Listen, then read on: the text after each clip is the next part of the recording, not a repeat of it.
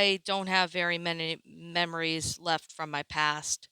The faces of my real parents were like faded masks in my mind. I only had some remains of my childhood, faceless names, and total darkness at the age of 9. Something bad had happened to my family. The trauma was so deep that it made me forget most of my life. I only had a shred of my memory related to my best friend. He was the only one who I had in my whole life. It was an image stuck in my mind, going together with laughter in the background and the melody of a music box. Among the black holes of my amnesia, I had caught a glimpse of his honey-colored eyes and his mahogany dark hair. I remembered his friendly smile, but nothing else. All the rest just disappeared in the dark. So did the memories went back to the orphanage from where I was born. Some I had awesome parents, Magdalena and Stephen, who gave me the back of warm feelings of having a family, adopted me, and a feeling which I have forgotten. They raised me in their house until the age of 15. My amnesia led me to go on examinations and psychological checkups. Each year after year, were slowly starting to fail. It looked like I wouldn't be able to get my memory back. This fact left me distraught.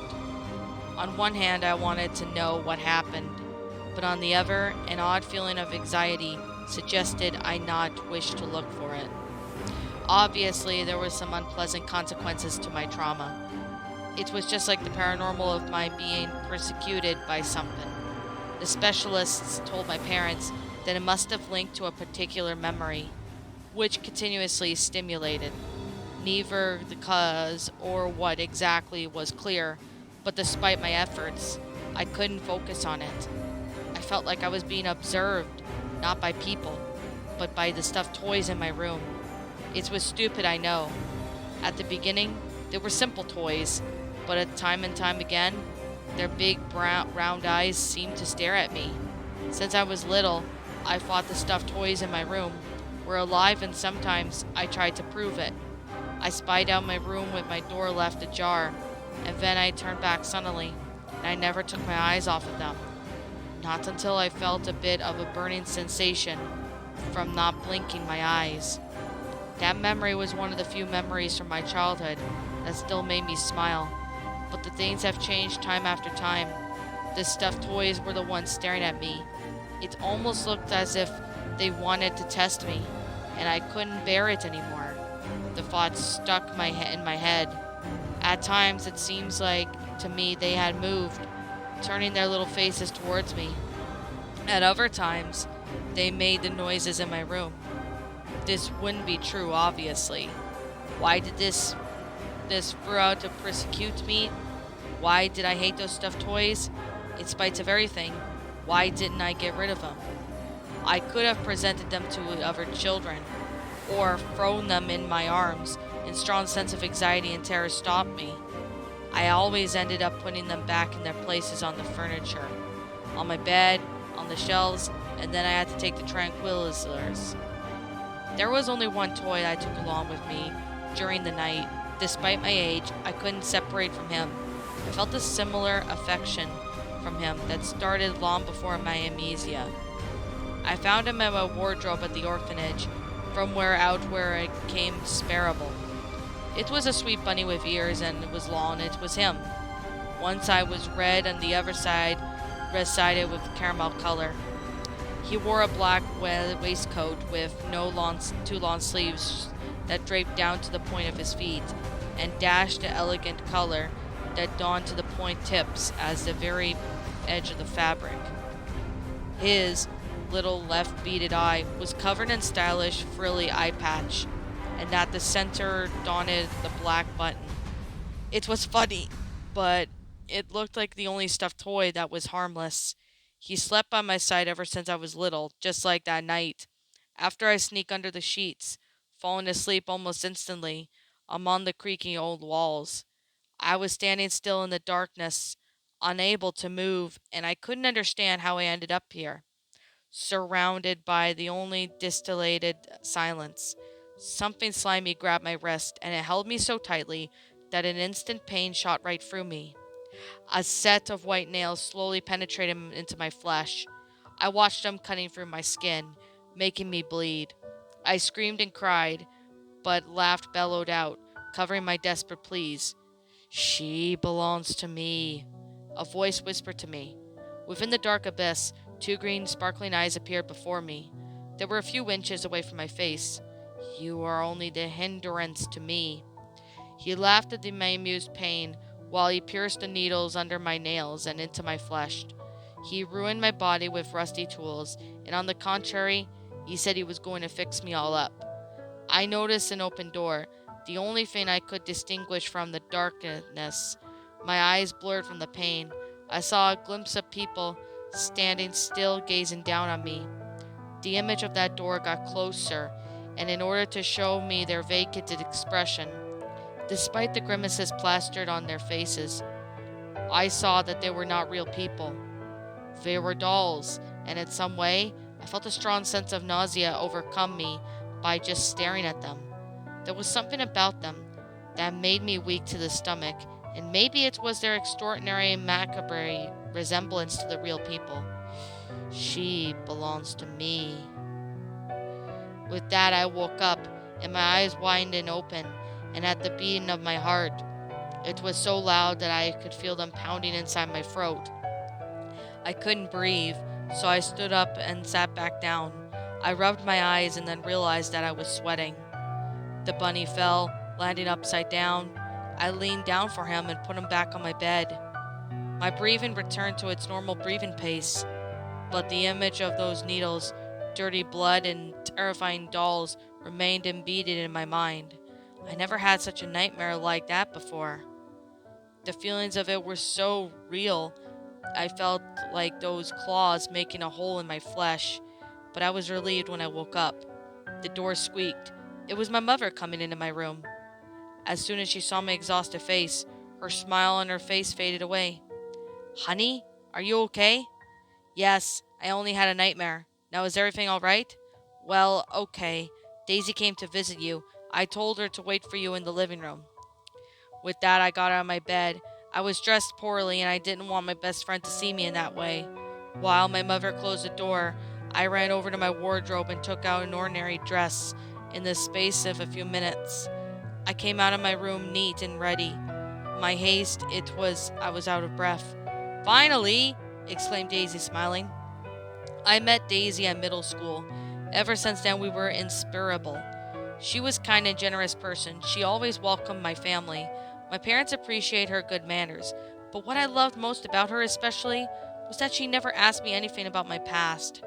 I was able to tell her about my amnesia in complete confidence. The day was nice and sunny, so we laid out in the garden under an old tapio tree. We talked while sheltering from the sun of the shade of the tree. I had brought some colored pencils and blank sheets of paper, and we both started drawing. Daisy felt tired immediately, and she started picking up daisies. I put them in the blonde braid while she gossiped about Louisa, a girl who lived for being the center of people's attention. While my friend was talking, I listened to her and kept on drawing without taking my eyes off the sheet of paper. Who's that? She asked me suddenly, noticing the drawing. As it was myself that was in a deep sleep, I fell for an exact moment. I patted my eyelids in front of the sheet of paper. I felt rather confused about seeing a drawing repeated several times on the same character. I don't know. I did not have the slightest idea of who he was. The clearest drawing showed a man wearing a black jacket with an extravagant and voluminous fur on its shoulders. He had a beautiful, happy smile and two yellow eyes that was covered a bit by his fringe. He wore dark clothing in his hands, and he was holding a little blue case resembling a music box. Maybe I saw him in an illustration book. Oh, okay, let's have ice cream, Daisy said, changing the subject for our conversation, seemingly not interested. Ants are coming under my skirt! Oh, that same night, I had another nightmare, and this one was worse than the previous one I had. I dreamed about that dark figure again, who brutally tortured me. It kept saying the same phrase over and over again. She's mine. I woke up at 2 a.m., breathing rapidly. I curled up in the feeling the wall behind my back. I put my hands over my face and breathed in deeply. It was a dream, just a dream, I whispered. Then I looked over at the bunny next to me, to which was looking back at me with its black eye and an irritated glance. I threw it onto the floor. Since that moment, I started sleeping with that thing. My dreams turned into meaningless nightmares. I turned around to rest my legs, and at that moment, I touched something with my foot. I elevated my gaze and saw that the doll sitting on my bed. At first, I was frozen in place, and all I could do was stare at her. I didn't understand how she appeared there. My mind started thinking back to my parents, who was giving me a present. Perhaps I didn't have a real thing for dolls, and to tell you the truth, her presence in my room bothered me. It was peculiar, a doll made of wax with unusual characteristics. She even had a headdress of flowers flowing over her hair only a few locks of caress her cheeks. She wore an embroidered white lace dress with a black ribbon tied to her waist. Her arms were unordinarily long, and he had long tapering fingers that were not even normal. What caught the most attention was the rose that put in the center of her mouth, as if it was supposed to silence her. I looked at her closer, and I scanned underneath the moonlight. I touched her face, realized that there was something wrong. I kneeled down to try and get an even closer look at her. I then heard something, a sort of subdued sound, like a wheeze. It was coming from the same doll, screaming. I let her falling down to the floor and stood up in horror, trembling violently, pushing myself back up against the wall, screaming for my parents. Suddenly everything turned surreal. The wall next door was enlarged. There was a bubble between the paint and the cement. Slowly some cracks appeared as they increased in number. The paint fell into pieces, landing on the floor as it revealed a blue door. I hadn't had the slightest idea of what was happening. All these things only existed in books, or our in imagination. But in my astonishment, I felt that something was going to come out of that door, and from that door, I see the same black hands that I witnessed in my nightmares. "Aren't you happy about Daisy coming to visit you, are you?" said the monster, standing at the threshold of the door. I didn't like her either, you know. She screamed a lot. Daisy? What did she have to do with it? I looked around, obviously confused, looking for the presence of my friend that obviously was not here anymore. At the end, my eyes watched over the doll. That blonde doll with the face of wax looked strangely familiar. I held out my breath in a nightmare. It must have been another not long nightmare. I had rushed over to the doll and I turned her face to my trembling hands. I put the ear over my chest and heard another sound, along with the horrible wheeze, the pounding of the heart. "Daisy! Daisy!" I cried desperately. It had to be a nightmare. Something like this would have not been happening. I realized that my parents were in the next room next door according to the sounds I heard. They must have heard me screaming, but the monster blocked the entrance. He pulled the door shut, blocking it at the same setting. Deforming the wood, my parents started punching the other side, and I didn't know what to do. It did not look like a dream. It was perfectly clear. It was more real than those nightmares of the darkness and torture. My heart was beating so fast that I started to feel pain from it. I started to feel the sweat on my forehead, and then the doll started trembling in my hands, to which I felt it wouldn't stay still. The monster stood at the entrance, not moving from there. In the half the light, I could see his evil smirk, as if he was waiting for my reaction. I quickly unbuttoned Daisy's dress and looked at the imprisoned underneath the tons of wax, and I started to dig, trying to set herself free.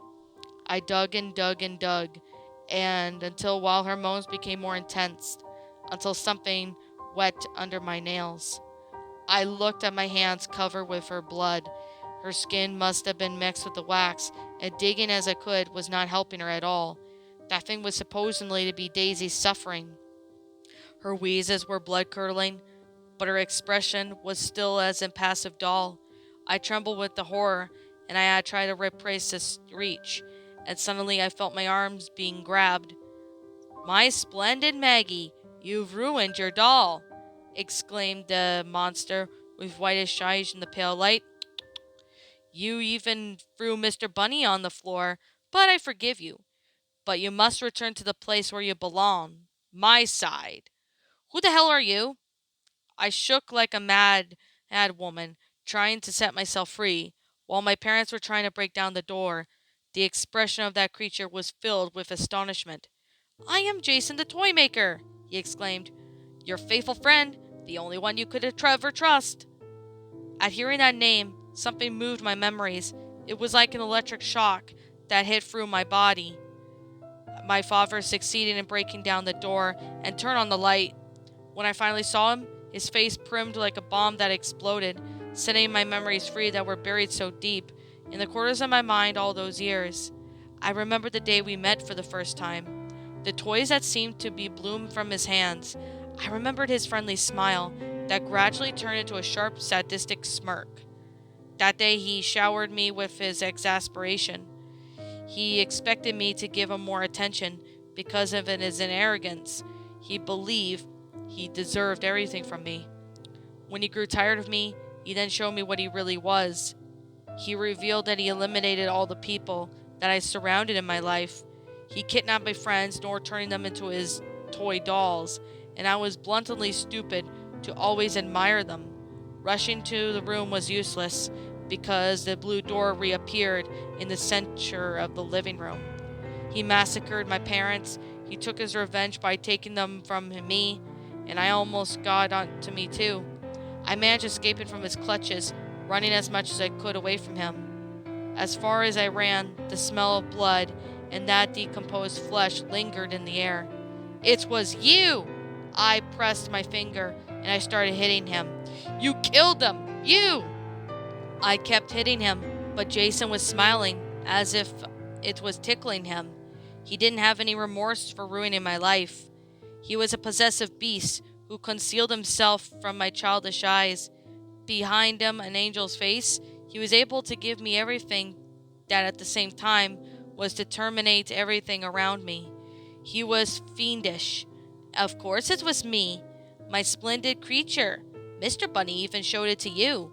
He smiled with a self-evident truth. "I made for you so many toys that I can't wait to introduce you, Mirandia. But then you could call her Mandy, if you like." Something hit his head that shattered into pieces. My father had a wooden club. He aimed a blow at the monster's head, but the one that broke was the wood. Jason's smile turned into an infuriated scowl, and his grip increased on my wrist. He turned around, and when my father saw Jason's face, he opened his eyes wide, and my mother covered her mouth to conceal her screams. My father didn't waste any time, trying again to set me free. The club broke in half, the one that blew the Toymaker's face, allowed him to let go of me. Together with my parents, I ran out of the room. We quickly rushed to the entrance. My father opened the door, but instead of the garden path in front of us, there was Jason's workshop. "Maggie, I gave you one last chance," Jason said calmly, walking down the stairs. "After which I'll dye the walls with blood of all the people who surrounded you, you bastard. To the kitchen, quick!"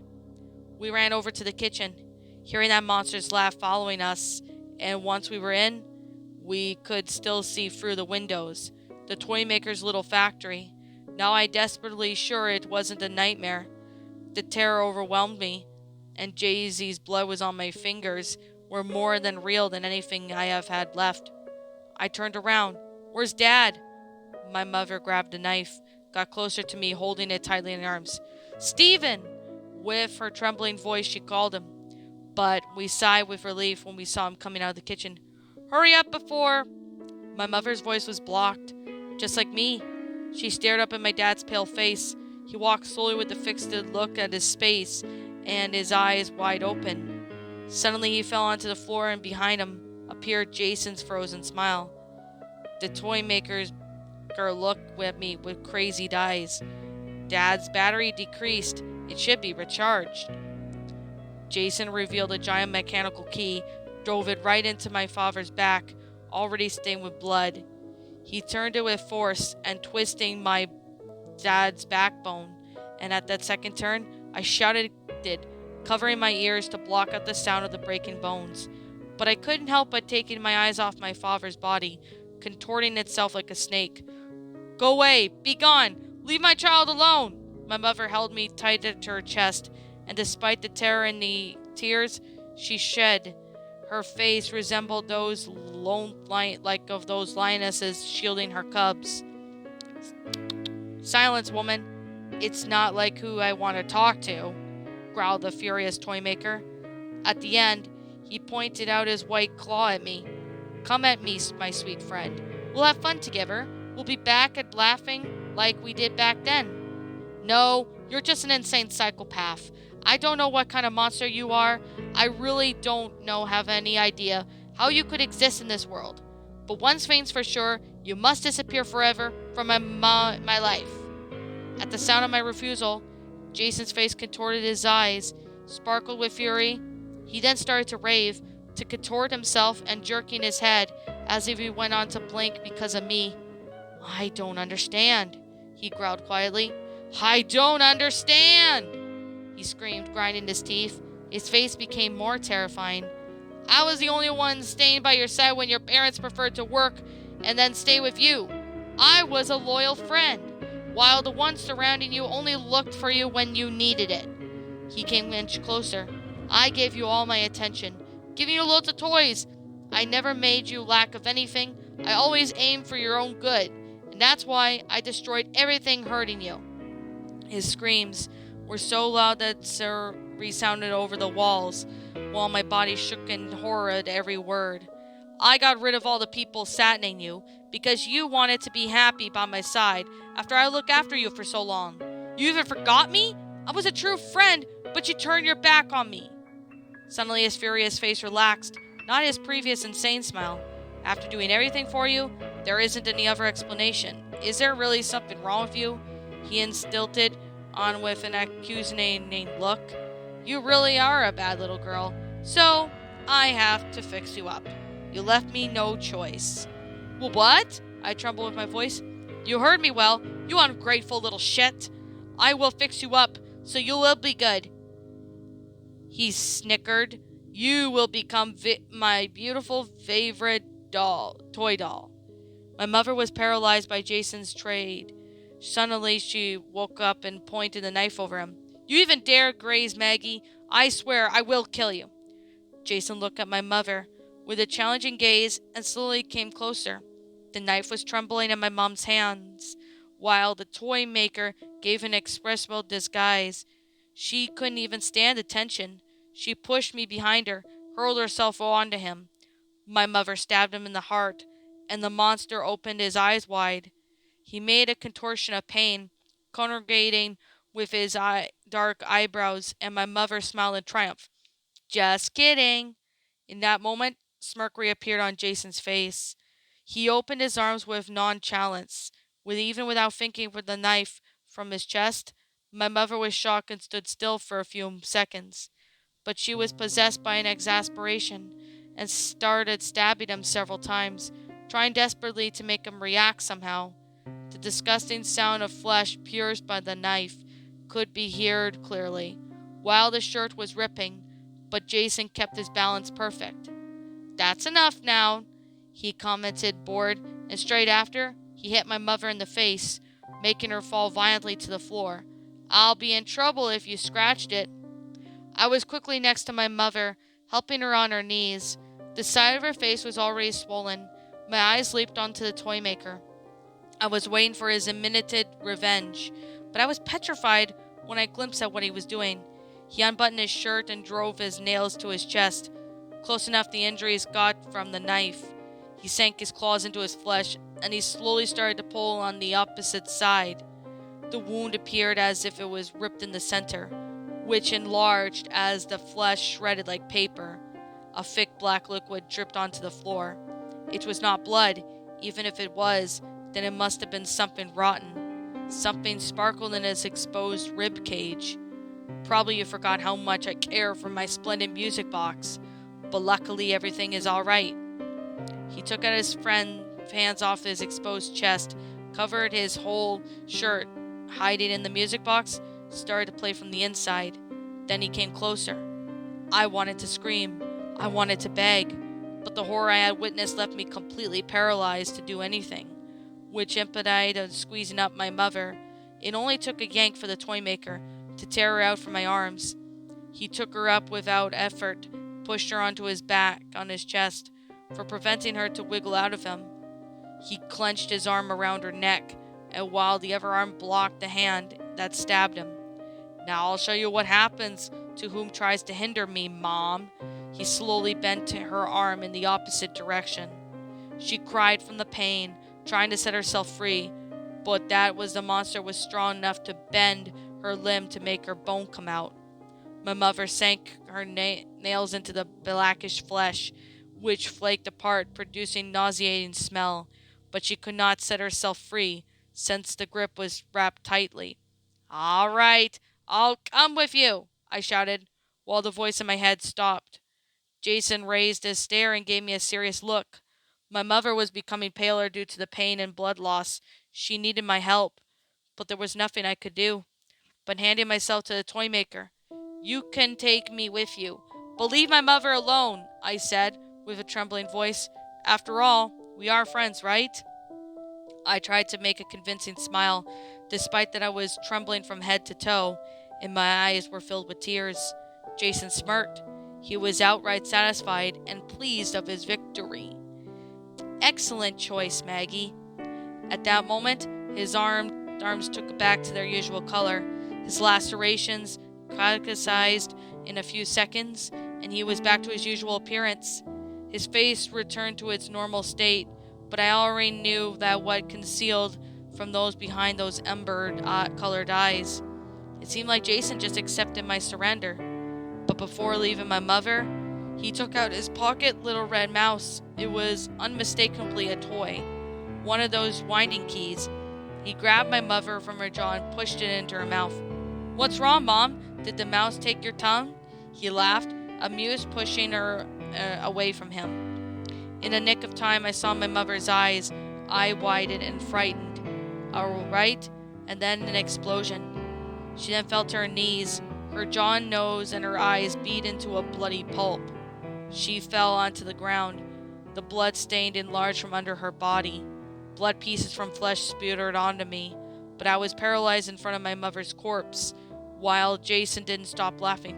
"Why would you do that?" The Toymaker's overwhelming shadow covered me when he bent down to me.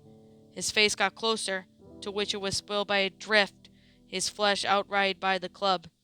"Because I'm not your friend anymore, you little shit. I'm now your creator." He then grasped me by my arm and dragged me towards him.